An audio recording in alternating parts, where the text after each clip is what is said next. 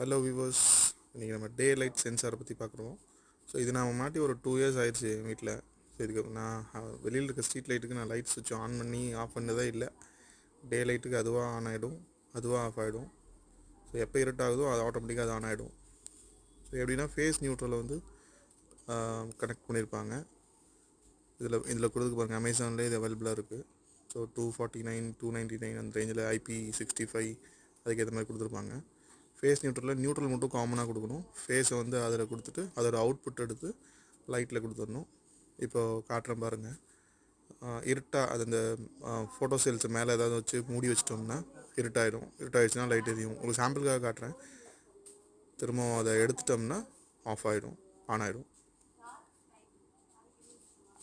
திரும்ப வச்சு மூடி இருட்டாயிடுச்சுன்னா ஆன் ஆகிடும், வெளிச்சம் ஆயிடுச்சுன்னா ஆஃப் ஆகிடும். யூஸ்ஃபுல்லாக இருக்கும், பாருங்கள்.